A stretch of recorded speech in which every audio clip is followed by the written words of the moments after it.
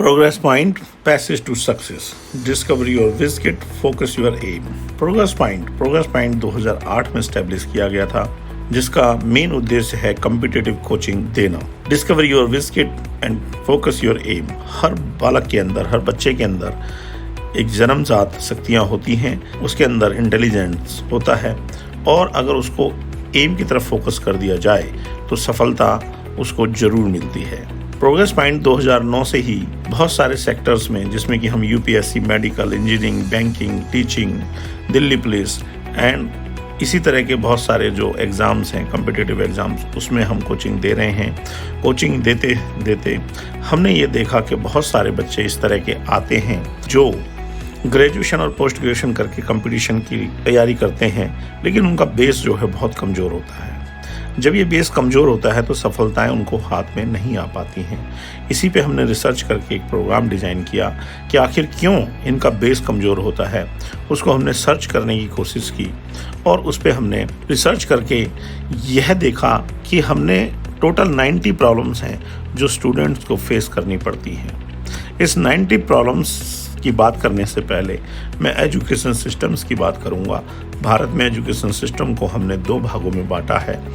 एक है school education, जिसमें कि 15 लाख स्कूल हैं जो रिकॉग्नाइज स्कूल हैं, जिसमें 26 करोड़ के करीब बच्चे पढ़ते हैं। और हायर एजुकेशन की बात करें तो कॉलेज लेवल पे जो बच्चे यूनिवर्सिटीज़ में पढ़ते हैं, 40 central, 370 state university, 282 private university, 124 deemed university, 91 institute हैं नेशनल इम्पोर्टेंस के, जिसमें IIM और IITs भी हैं। इनमें मिलाकर के टोटल 14 करोड़ बच्चा पढ़ता है।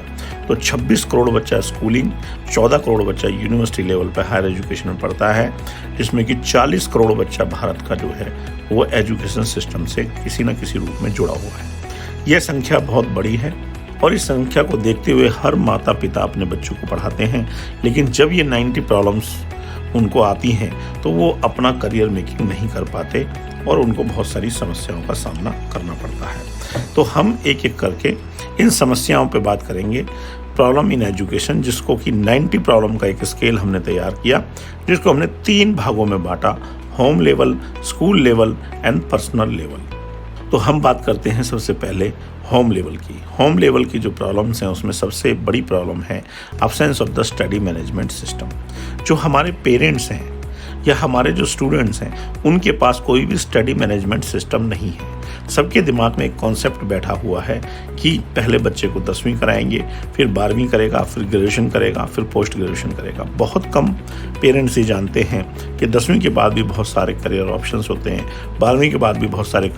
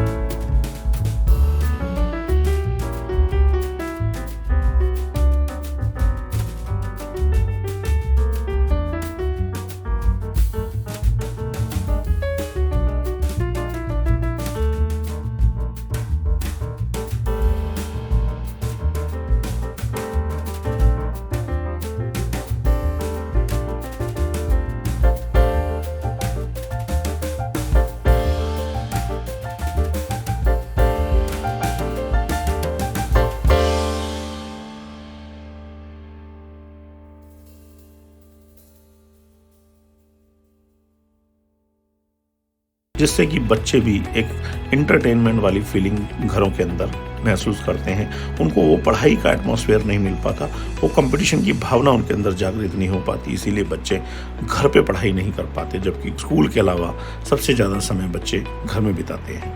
अगला पॉइंट है सेल्फ ऑब्सेशन। आजकल के बच्चे सेल्फ ऑब्सेस हैं। उनको थोड़ा सा भी कुछ कह दो तो तुरंत नाराज हो जाते हैं। वो जो भी कुछ सीखना चाहते हैं अपने हिसाब से सीखना चाहते हैं। वो ज़्यादातर सारी की सारी चीज़ें फ़ोन के माध्यम से सीखना चाहते हैं, तो उनको फ़ोन के माध्यम से गलत चीज़ें की अवधारणा डेवलप हो रही है, जिसकी वजह से वो बाद में पेरेंट्स की बात भी नहीं मानते हैं। छोटी छोटी बात पे बच्चे बहुत ही जल्दी नाराज़ हो जाते हैं, खाना पीना बंद कर देते हैं, वो पढ़ाई नहीं करना चाहते हैं। तो ये एक बड़ी समस्या बनती जा रही है। इसमें जो सबसे बड़ा रोल प्ले किया है वो अगला पॉइंट है सोशल मीडिया। आजकल छोटे से छोटे बच्चे भी सोशल मीडिया पे जुड़े हुए हैं। वो सोशल मीडिया का इस्तेमाल करते हैं, जबकि किन्हीं भी स्टूडेंट्स के लिए सोशल मीडिया की आवश्यकता नहीं है। लेकिन बच्चे जो 6ठी 7वीं क्लास के बच्चे हैं, उन लोगों ने अपने फेसबुक आईडी बनाई हुई है, वो व्हाट्सएप यूज़ करते हैं, वो यूट्यूब यूज़ कर रहे हैं, वो और इसी तरह के इंस्टाग्राम और बहुत सारे और सोशल मीडिया के जो प्लेटफॉर्म हैं उनको इस्तेमाल करते हैं।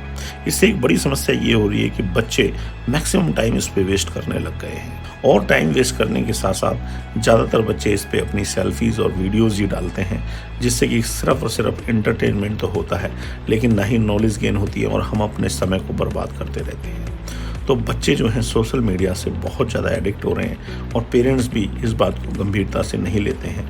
बच्चे पढ़ाई से दूर जाते जा रहे हैं। Comparison with others. पेरेंट्स के पास अंत में कोई साधन नहीं है, एक ही साधन बचता है कि जब अच्छी एजुकेशन देने के बाद, प्राइवेट स्कूल में भी पढ़ाने के बाद, इतना पैसा खर्च करने के बाद जब बच्चे कामयाब नहीं होते हैं, तो वो अपने बच्चों की तुलना अदर से करते हैं जो बच्चे सक्सेस हो गए हैं, और उनके मन में ये फीलिंग आती है कि भाई आप लोग क्यों नहीं सक्सेस हुए।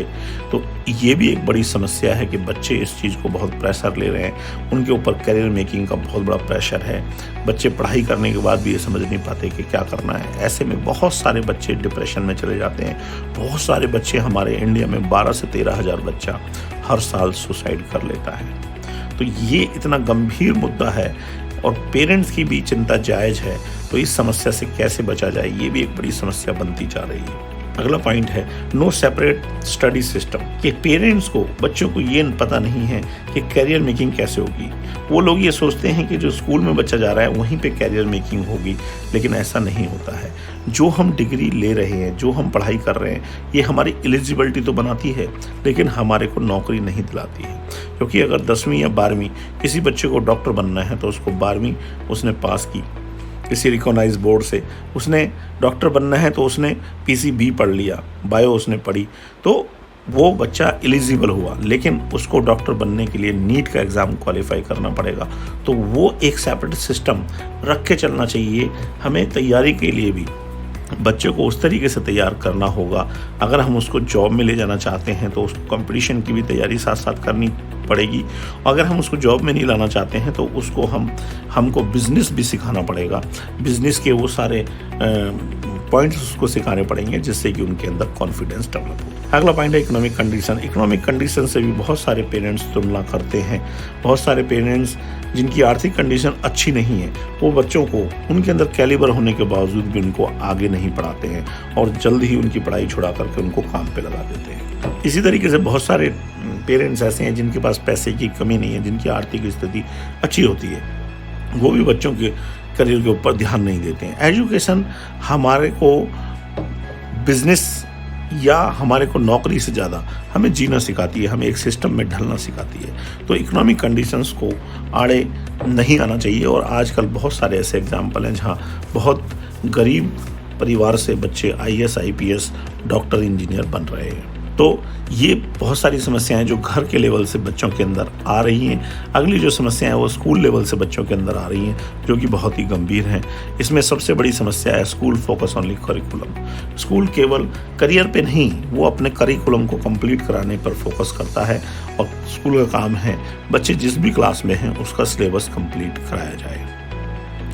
School non inclination toward the career growth. कि स्कूल का ये आपके करियर मेकिंग से कोई लेना देना नहीं है। आप क्या बनना चाहते हैं, आप अपने बच्चों को क्या बनाना चाहते हैं, ये स्कूल का कोई मैटर नहीं है, ये स्कूल का काम नहीं है। मैं उन सबसे क्वेश्चन करना चाहता हूं जो लोग खुद भी स्कूलिंग ले चुके हैं और जो आज अपने व्यवसाय से या अपनी नौकरी से जुड़े हुए हैं। क्या आपके स्कूल ने आपको कोई करियर ऑप्शन बताया?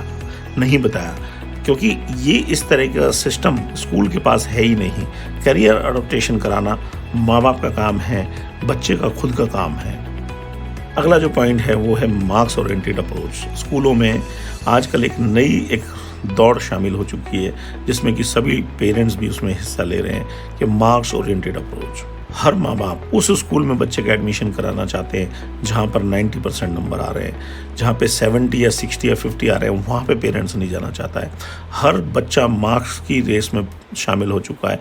हर माँ बाप बच्चों को मार्क्स के ऊपर फोकस करना शुरू कर दिया है। आजकल पेरेंट्सों में आपस में बातें होती हैं कि हमारे बच्चे के 96% है, 97% है, तो वो बच्चे कौन सी क्लास में हैं? कोई बच्चे केजी के हैं, कुछ फर्स्ट के हैं, कुछ सेकंड के हैं। पेरेंट्स आपस में कंपैरिजन करते हैं मार्क्स को लेके। अगर आप ध्यान दें, अगर गौर से सोचें कि ये मार्क्स की जो रेस है ये पिछले 7-8 सालों में शुरू हुई है, और ये 7-8 सालों में इसलिए शुरू हुई है क्योंकि 8वीं तक किसी भी बच्चे को फेल नहीं किया जा सकता। तो प्राइवेट स्कूलों ने भी एक टेंडेंसी बनाई कि ज़्यादा से ज़्यादा मार्क्स बच्चों को दिए जाएं, और उसके जाल में जो है पेरेंट्स भी फंस जाते हैं। बच्चा रटने पे फोकस किया जाता है, बच्चे को कोई भी कॉन्सेप्ट डेवलप नहीं हो पाता, जिसकी वजह से आगे जाके बहुत सारी परेशानियां आती हैं। अगला पॉइंट है it's lake update on knowledge.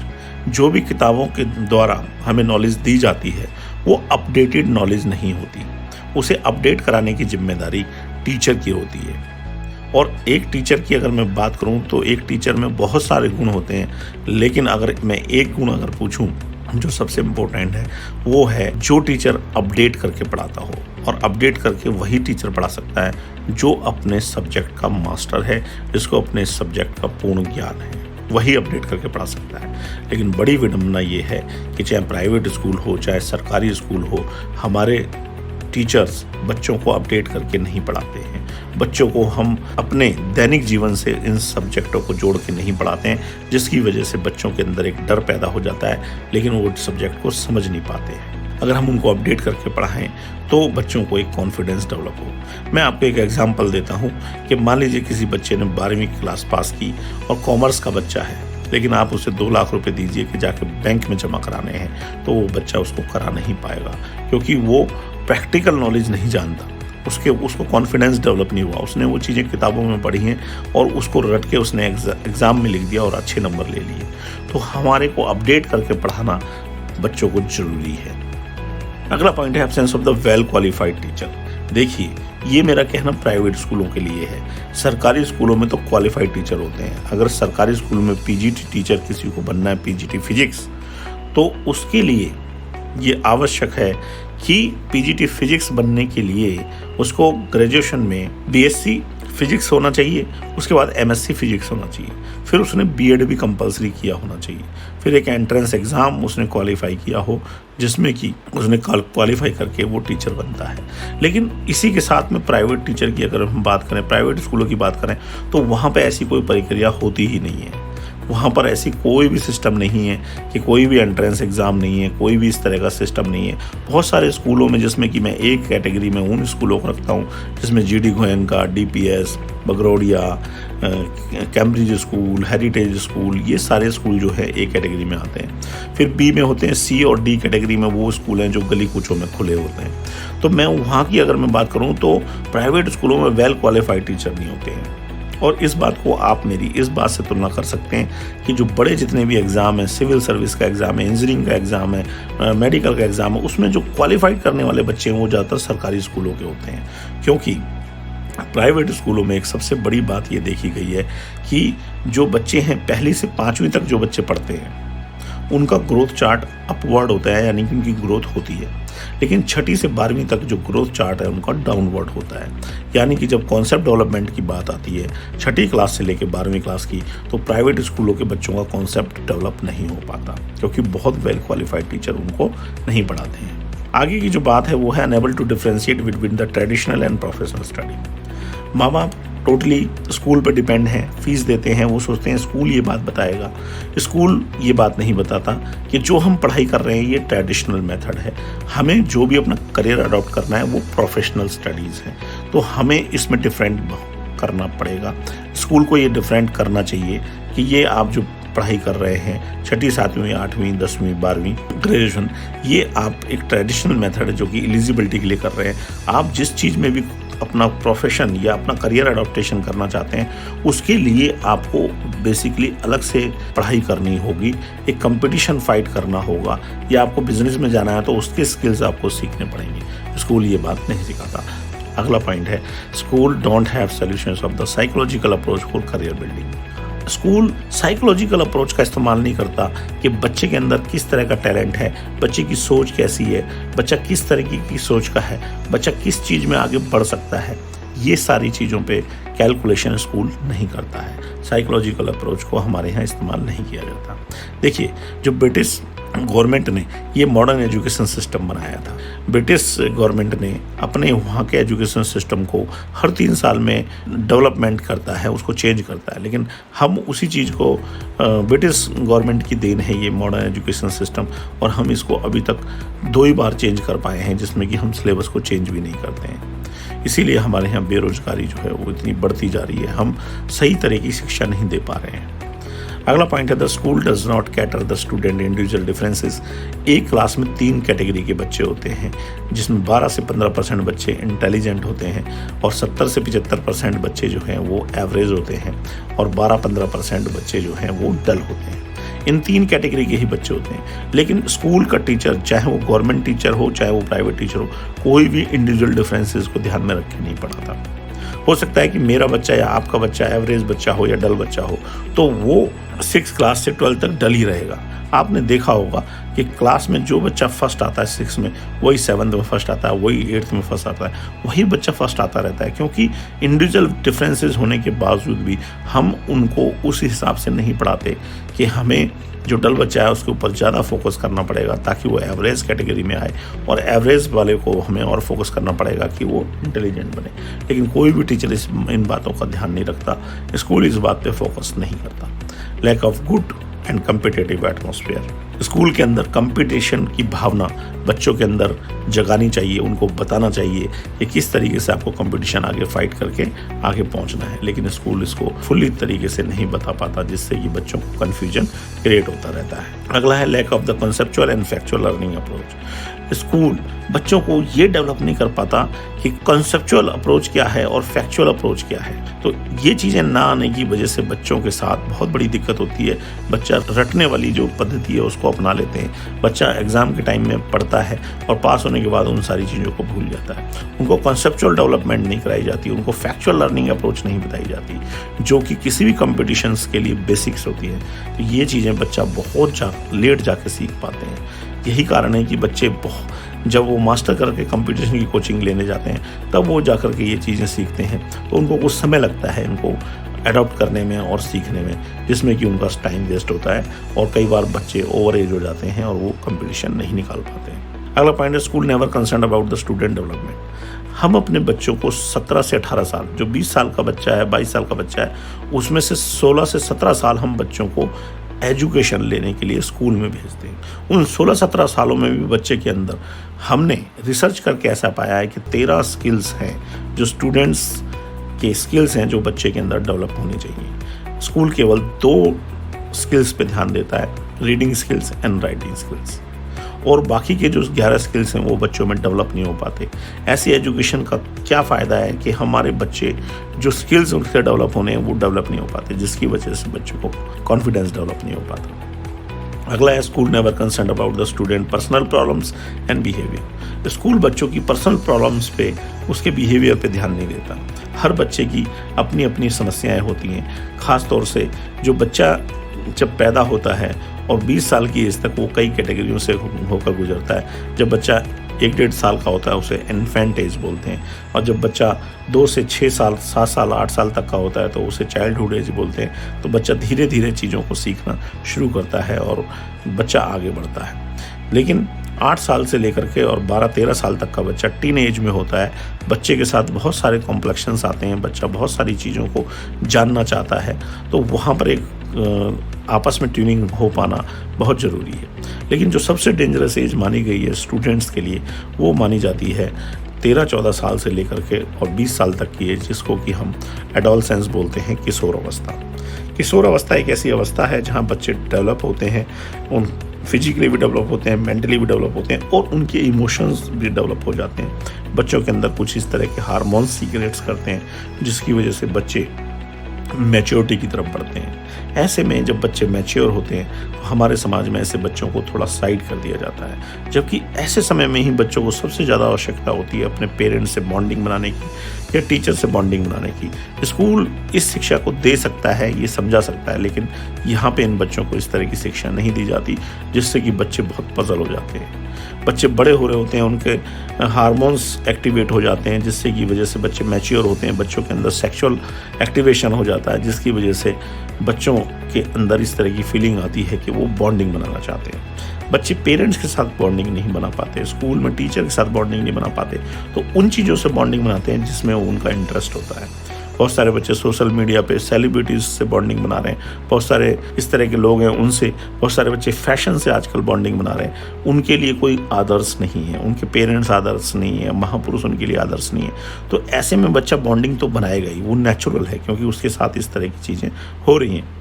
तो वो बॉन्डिंग अपने यार दोस्तों में बनाता है, बहुत सारे लड़के लड़कियों में बनाते हैं, लड़कियां लड़कों से बनाती हैं, तो वो बॉन्डिंग की फीलिंग उनको आती है, वो बॉन्डिंग बनाते हैं। अगर इसी में अगर गलत संगत में बच्चे पड़ जाते हैं तो उनके अंदर बहुत सारी गलत आदतें का सामना उनको करना पड़ता है। बहुत सारे बच्चे स्मोकिंग करना शुरू कर देते हैं, वो गुटखा खाना शुरू कर देते हैं, चोरी करना शुरू कर देते हैं, स्कूल से बंक मारते हैं, भाग जाते हैं। इस तरह की भी घटनाएं ये बच्चे करने लग जाते हैं। तो ये समय ऐसा है कि मेरा मानना ये है कि बच्चों के साथ पेरेंट्स को बहुत अच्छी बॉन्डिंग बनानी चाहिए इस टाइम में, और इसमें बहुत अच्छा काम जो कर सकता है वो स्कूल कर सकता है, लेकिन स्कूल इस पर कोई काम नहीं करता, कुछ ध्यान नहीं देता। अगली जो प्रॉब्लम्स हैं वो बच्चे की पर्सनल प्रॉब्लम्स हैं, जो कि absence of the time management system. बच्चों को 24 घंटे का इस्तेमाल करना नहीं आता। देखिए, एक दिन में 24 घंटे होते हैं, ना ये 23 हो सकते हैं, ना ये 25 हो सकते हैं, लेकिन बच्चों को 24 घंटे भी इस्तेमाल करने नहीं आते कि कैसे कैसे इस्तेमाल करें। इसका हमने अलग अलग बच्चों पे, अलग अलग कैटेगरी के बच्चों पे इस पर हमने रिसर्च किया। हमने ये पाया कि 1 साल से जो 12 साल तक के बच्चे हैं, उसमें से 65% बच्चे बिना नहाए धोए स्कूल चले जाते हैं। उनको इतना भी टाइम और फुर्सत नहीं मिल पाती कि वो नहा के स्कूल जाएँ। बड़ी अजीब बात यह है कि 8 साल से जो छोटे बच्चे हैं, जो 5 से 8 के बीच के जो ग्रुप में आते हैं, उसमें से 70% बच्चे ऐसे हैं जो फ्रेश होकर भी स्कूल नहीं जाते। उनको फ्रेश होने का सिस्टम ही नहीं पता होता। तो 24 घंटे का इस्तेमाल कैसे किया जाए, कितने घंटे हमें पढ़ना चाहिए, कितने घंटे सोना चाहिए, क्या खाना चाहिए, कैसे खाना चाहिए, ये सारी सिस्टम जो है बच्चे को आता नहीं है। और यही हमारी एक लाइफस्टाइल हो जाती है। बच्चे बड़े होते चले जाते हैं और जैसी हमारी लाइफस्टाइल होती है उसी तरह का हमारा स्वस्थ होता है, उसी तरह की हमारी सोच होती है और उसी तरह से हम लाइफ को जीना शुरू कर देते हैं। तो जो 24 घंटों को इस्तेमाल करना सीख जाता है वो लाइफ में 50% सक्सेस को पा लेता है, लेकिन बच्चे ज़्यादातर इस सिस्टम को नहीं जानते हैं। अगला है एमलेस स्टडी। जिस भी बच्चे से आप बात करेंगे, जो बच्चा 9th क्लास में है, जो 10वीं में है, जो 12वीं में है, अभी आप क्या कर रहे हो, क्या एम है, उनका जवाब ये होता है, अभी तो हम पढ़ाई कर रहे हैं, अभी हमारा कोई एम नहीं है। ग्रेजुएशन वाले बच्चे से बोलो, अभी तो हम ग्रेजुएशन कर रहे हैं, जब ग्रेजुएशन कंप्लीट होगी तब बताएंगे क्या एम है। तो बच्चों का एम नहीं डिसाइड कर पा रहे हैं। जो सही समय है एम डिसाइड करने का, उस पर बच्चे एम डिसाइड नहीं कर पाते। अगली जो समस्या, स्टूडेंट्स फील्स ओवरबर्डन। बच्चा जब भी स्टूडेंट्स नई क्लास में आता है तो उसको ओवरबर्डन फील होता है, जो कि गलत है। मान लीजिए कोई बच्चा 8वीं पास करके आया, 9th में आया, तो उसने 8 साल पढ़ाई की, तो उसका कॉन्फिडेंस लेवल बढ़ना चाहिए, लेकिन बच्चों का कॉन्फिडेंस लेवल घटा हुआ होता है। क्यों ऐसा होता है? क्योंकि इसलिए होता है क्योंकि बच्चों के साथ यहाँ समस्या ये है कि बच्चा जब नई क्लास में आता है तो इसलिए बर्डन लेता है कि मुझे फिर पढ़ना पड़ेगा। तो बच्चा मजबूरी में उसे पढ़ के रट के पास हो जाता है और फिर अगले साल वो समस्या उसके लिए खड़ी हो जाती है, इसलिए वो ओवरबर्डन फील करता है। अगला पॉइंट है day dreaming and wasting time. जब बच्चे घर में पढ़ रहे होते हैं किताब खोल के, तो पेरेंट्स बहुत खुश होते हैं कि बच्चे पढ़ रहे हैं, लेकिन कोई भी बच्चा 15 से 20 मिनट से ज़्यादा फोकस नहीं कर सकता स्टडी पे। और आजकल के बच्चे तो उतना भी नहीं कर पा रहे हैं क्योंकि उनका माइंड बहुत ज़्यादा जगह बिजी होता है। उनका माइंड फ़ोन में है, मोबाइल में है, गेम्स में है, टीवी में है, सोशल मीडिया पे है, लैपटॉप में है, फैशन में है, यार दोस्तों में है, बहुत सारी चीज़ों में। तो बच्चे ऐसे में डे ड्रीमिंग करते हैं। वो 3 घंटे पढ़ने के लिए बैठें, लेकिन वो 3 घंटों में से मैक्सिमम टाइम जो है वो प्लानिंग करने लग जाते हैं, वो सपने देखने लग जाते हैं, हमें ये करना है, ऐसे करना है, अभी दिवाली आने वाली है तो हम ये कपड़े पहनेंगे, ऐसे करेंगे, मैं उस दोस्त से मिलूँगा, ये करूँगा। इस तरह की सारी प्लानिंग्स बच्चा करता है और वो 3 घंटे में से 30 मिनट भी ढंग से नहीं पढ़ पाते हैं और पेरेंट्स को लगता है कि बच्चे पढ़ रहे हैं। अगला है poor reading and writing skill. आजकल के बच्चों का रीडिंग और राइटिंग स्किल बहुत पुअर हो गया है। अगर किसी बच्चे को कोई पैराग्राफ पढ़ने के लिए कहो तो उसको रीड तो बड़ी तेज़ी से कर देगा, लेकिन उसको अंडरस्टैंड करना नहीं आता कि इससे क्या समझ में आया। जब समझ में नहीं आता तो हम किसी भी चीज़ को राइटिंग में कन्वर्ट नहीं कर सकते, उसको हम लिख नहीं सकते। इसलिए आजकल के बच्चों के साथ बड़ी समस्या है कि आप किसी भी बच्चे को जिसके 96% नंबर भी आ रहे हैं, जिसके 98% नंबर आ रहे हैं, आप उसको 10 लाइन लिखने के लिए बोलिए तो उसको लिखने में बहुत टाइम लगेगा, वो लिख ही नहीं पाएगा। ये एक बड़ी समस्या बनती जा रही है। Correlation with different topic. आजकल के बच्चे जो हैं वो कॉरलेट नहीं कर पाते हैं। वो सोचते हैं कि मैं इतने सारे सब्जेक्ट पढ़ रहा हूँ, ये सारे अलग अलग हैं, जबकि सारे सब्जेक्ट कहीं ना कहीं एक दूसरे से जुड़े होते हैं। एग्जाम्पल के लिए मैं आपके सामने एक बॉटल है, ये बॉटल जो है ये पानी से भरी हुई है। अब बच्चे से पूछे तो कि ये वो बताएगा कि भाई बिस्लरी की बोतल है, आधी खाली आधी भरी हुई है। लेकिन मेरा मानना ये है कि अगर बच्चे का नज़रिया इस तरीके से हो तो डेवलपमेंट बहुत अच्छी होती है। कि मान लीजिए इस बोतल के अंदर पानी है, तो पानी है तो इसके अंदर, और ये बोतल जो है प्लास्टिक से बनी है, तो पानी के अंदर भी एलिमेंट है, इसमें केमिस्ट्री है, हाइड्रोजन भी है, ऑक्सीजन भी है। इसी तरीके से ये प्लास्टिक है, वो भी किसी एलिमेंट से बनता है, तो केमिस्ट्री है। इसमें फिजिक्स भी है, इसमें मैथ भी है, इसका एक आयतन है, इसका एक साइज़ है, इसमें कितना पानी आ सकता है, इसकी एक माप है। इसमें वाटर, इसमें हिस्ट्री भी है, पानी का भी अपना इतिहास रहा है, कहाँ कहाँ पर सभ्यताओं ने जन्म लिया, जहाँ जहाँ पे पानी था। पानी ना होता तो वहाँ सभ्यताएं डेवलप नहीं होती।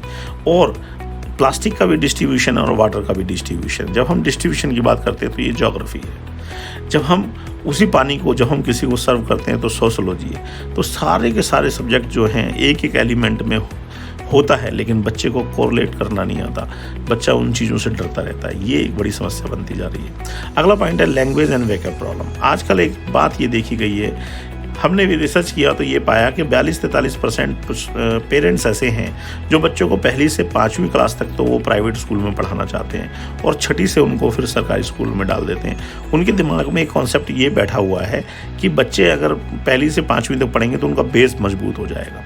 लेकिन ऐसे बच्चों के साथ हम बहुत गलत करते हैं, बाद में उनको प्राइवेट से सरकारी स्कूल में डाल करके। वो उनके बच्चों का जब वो डेवलपमेंट का टाइम आता है तो उन लोगों को सब किसी भी लैंग्वेज पे कमांडर नहीं बन पाती, वो चीज़ों को समझ नहीं पाते। ऐसे बच्चे बहुत ज़्यादा पिछड़ जाते हैं, तो ये करना भी बहुत गलत है। अगला है सब्जेक्ट फोबिया। हर बच्चे को किसी न किसी सब्जेक्ट से फोबिया होता है, उनको डर लगता है।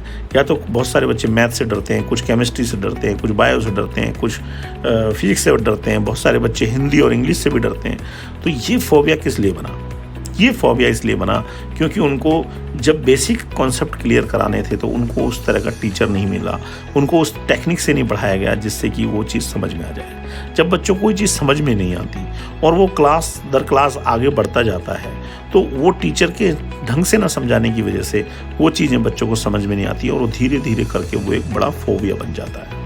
और मैं आपको इसका टेक्निकल रीज़न बताऊं कि हमारा बॉडी को कंट्रोल करता है हमारा माइंड के अंदर बहुत सारे एलिमेंट होते हैं। जिन बच्चों का न्यूमेरिकल एलिमेंट वीक होता है वो मैथ की कैलकुलेशन करने से डरते हैं। इसी तरीके का टेक्निकल एलिमेंट नेचुरली किसी बच्चे का बहुत अच्छा है, उसने पढ़ाई भी नहीं करी है तो भी वो कोई मशीनरी बना सकता है। इसी तरीके से आपने घरों में देखा होगा कई तरह के बच्चे होते हैं जिनका सोशल एलिमेंट वीक होता है, वो किसी के सामने भी नहीं जा सकता है, किसी के सामने जाके बात नहीं कर सकता है। बच्चे बहुत दब्बू टाइप के, डरपोक टाइप के होते हैं। ऐसे बच्चे क्लास में भी होते हैं जो टीचर के सामने पूछते ही नहीं है कुछ भी। तो ये फोबिया को बहुत आसानी से ख़त्म किया जा सकता है सही सिस्टमेटिक तरीके से पढ़ा करके। अगला पॉइंट है एग्ज़ाम परफॉर्मेंस। आजकल के बच्चे, मान लीजिए 10वीं का बच्चा है तो उसको पूरा 1 साल मिलता है पढ़ाई करने के लिए, लेकिन 1 साल तक बच्चे पढ़ाई नहीं करते। आजकल बच्चे पढ़ाई करते हैं तब जब एग्जामिनेशन बिल्कुल नज़दीक आ जाते हैं। तो एग्जामिनेशन नज़दीक आने की वजह से जब बच्चा पढ़ाई शुरू करता है तो कम टाइम में बच्चा ज़्यादा से ज़्यादा पढ़ता है, जिससे कि कन्फ्यूजन ज़्यादा क्रिएट हो जाती है। इस कन्फ्यूजन होने की वजह से बच्चों के साथ एक समस्या ये आती है कि एग्ज़ाम परफॉर्मेंस उसका बहुत पुअर हो जाता है। तो बच्चे एग्ज़ाम से डरने लग जाते हैं। बहुत सारे बच्चे भी एग्ज़ाम की डेट सुनते ही बीमार पड़ जाते हैं। बहुत सारे बच्चों को डाइजेशन की प्रॉब्लम होने लग जाती है। बहुत सारे बच्चों को सारी चीज़ें भूल जाते हैं। तो ये एक एग्ज़ाम प्रेशर होता है। तो एग्ज़ाम परफॉर्मेंस बच्चे अच्छे से नहीं दे पा रहे हैं आजकल के, ये एक बड़ी समस्या बनती जा रही है। अगली जो पॉइंट है वो है study aversion, lack of interest. हर दूसरा बच्चा पढ़ना नहीं चाहता, वो मजबूरी में पढ़ रहा होता है। वो पढ़ाई के अलावा कुछ करना चाहता है, वो पढ़ना नहीं चाहता है। तो इतने सारे जो रीज़न मैंने पीछे से बताए हैं आपको, इन सारे रीजन्स की वजह से बच्चे पढ़ना नहीं चाहते हैं। अगला पॉइंट है नो रिवीजन स्किल्स। बच्चे रिवीजन नहीं करते। आजकल के बच्चे रिवीजन से भागते हैं। उनको रिवीजन का सही कॉन्सेप्ट नहीं डेवलप हो पाया। किसी टीचर ने उनको रिवीजन्स के बारे में नहीं बताया कि किस तरीके से रिवीजन की जाती है, कैसे क्या है। और सबसे अजीब बात मैं आपको बताऊं कि आप अपने से पेरेंट्स भी तुलना करें कि आपको किसी टीचर ने रिवीजन स्किल नहीं सिखाया। रिवीजन स्किल्स ज़्यादातर लोग अपने आप डेवलप करते हैं। किसी ने सोचा कि भाई सुबह उठ के मुझे याद होता है तो उसने सुबह उठ के पढ़ना शुरू कर दिया। किसी ने कहा मुझे लिख के याद होता है, उसने लिख के पढ़ना शुरू कर दिया। किसी ने कहा कि मुझे बोल बोल के पढ़ने से याद होता है, उसने बोल बोल के शुरू कर दिया। लेकिन एक रिवीजन स्किल्स होता है जिसके 6 एलिमेंट हैं, और ये 6 के 6 एलिमेंट बच्चे नहीं जानते हैं, जो कि उनको आना चाहिए। अगला पॉइंट है सेल्फ स्टडी। सेल्फ स्टडी एक ऐसी चीज़ है जो सक्सेस की पहली सीढ़ी है। अगर जो बच्चे सेल्फ स्टडी करना सीख जाते हैं, वो समझ लीजिए सक्सेस के बहुत करीब अपने आप पहुंच जाते हैं। लेकिन सेल्फ स्टडी बच्चे करना नहीं जानते आजकल के बच्चे बहुत ही वीक हैं पढ़ाई में। उनको सेल्फ स्टडी का कॉन्सेप्ट डेवलप नहीं हो पाता। सेल्फ स्टडी का कॉन्सेप्ट डेवलप होता है उनको ग्रेजुएशन या पोस्ट ग्रेजुएशन में, जहाँ एक लेक्चरर आता है बिना किताब लिए और लेक्चर दे के चला जाता है। तो बच्चे जब किताब में पढ़ते हैं कि कहाँ से पढ़ाया गया है, तब वो धीरे धीरे सेल्फ स्टडी की तरफ बढ़ते हैं। इससे पहले हमारे यहाँ पे 6ठी से 12वीं या पहली से 12वीं तक हमारे को जो बच्चे पढ़ते हैं, तो टीचर की टेंडेंसी होती है कि उनको लेसन वाइज पढ़ाया जाता है, पेज नंबर खोल करके उंगली रख के लाइन पे, और धीरे धीरे उनको पढ़ाया जाता है। तो इस तरीके से जब बच्चे पढ़ते हैं तो उनको हैबिट हो जाती है किताब से देखने की, गाइड से देखने की, देख के लिखने की। तो सेल्फ स्टडी नहीं कर पाते, बहुत लेट हो जाते हैं सेल्फ स्टडी करने में। मेरा मानना ये है कि बच्चे को 6th क्लास में सेल्फ स्टडी डेवलपमेंट हो जानी चाहिए। अगला है टीचर डिपेंडेंसी। ये एक बड़ी समस्या बनती जा रही है। आजकल हर बच्चे 2-2 टीचर में, एक स्कूल टीचर है, एक उसका ट्यूशन टीचर है। क्योंकि ज़्यादातर स्कूलों में पीटीएम में यही बताया जाता है कि आपका बच्चा मैथ में वीक है, आपका बच्चा साइंस में वीक है। तो पेरेंट्स के पास कोई और समाधान नहीं है। तो पेरेंट्स भी जा कर के जल्दी से ट्यूशन ढूंढता है और बच्चों की ट्यूशन लगा देता है। बड़ी समस्या की बात यह है कि 20 साल पहले तक ट्यूशन सेंटर बहुत ही मुश्किल से मिलते थे, और वही बच्चे ट्यूशन पढ़ते थे जो बहुत ही वीक होते थे, कमज़ोर बच्चे होते थे।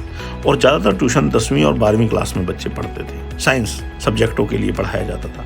लेकिन आजकल एक अजीब सी बात है कि बच्चा चाहे फर्स्ट क्लास में, चाहे सेकंड में है, चाहे उससे ऊपर किसी भी क्लास में, हर बच्चे की ट्यूशन लगी हुई है। हर बच्चा सारे सब्जेक्ट पढ़ रहा है। ये एक समस्या बड़ी बनती जा रही है कि हर बच्चा जो है उसकी टीचर डिपेंडेंसी हो गई है। उसके 2-2 टीचर हैं, एक ट्यूशन टीचर है, एक उसका स्कूल टीचर है। तो बच्चे ने अपने आप से करना बंद कर दिया। बच्चे ने सोचा कि भाई जो भी कराएगा टीचर कराएगा, चाहे मेरा स्कूल टीचर कराएगा, चाहे वो ट्यूशन टीचर कराएगा। अब तो बच्चों ने खुद करना बंद कर दिया। बच्चे अपनी मर्जी से कुछ नहीं कर रहे हैं। ऐसे लॉकडाउन में भी बच्चे अपने आप से नहीं पढ़ रहे हैं कुछ भी, क्योंकि उन्होंने टीचर डिपेंडेंसी हो गई है। ट्यूशन टीचर बताएगा या फिर हमारा स्कूल का टीचर बताएगा। अगला पॉइंट है लेजीनेस एंड डलनेस। आजकल के बच्चे जो हैं बड़े ही बुझे हैं, बहुत ही लेजी हैं, बहुत ही डल हैं। तो इन बच्चों के साथ एक बड़ी समस्या ये है कि ये डल और लेजी इसलिए हैं क्योंकि इनका खान पान का सिस्टम बच्चों को नहीं पता है। बच्चे दूध नहीं पीते हैं, बच्चे फ्रूट नहीं खाते हैं, बच्चे सलाद नहीं खाते हैं। इसके अलावा बहुत सारी जो चीज़ें हैं, मसालेदार चीज़ें खाते हैं। उनको बर्गर, पिज़्ज़ा, पेस्ट्री, ये सारी चीज़ें जो जंक फूड है उसमें बच्चा बड़ा खुश होता है। तो ये पूरे के पूरे न्यूट्रिशंस उसको ना मिलने की वजह से सुस्ती आती है। फिर उसकी फिजिकल एक्टिविटीज़ बिल्कुल जीरो हो चुकी है।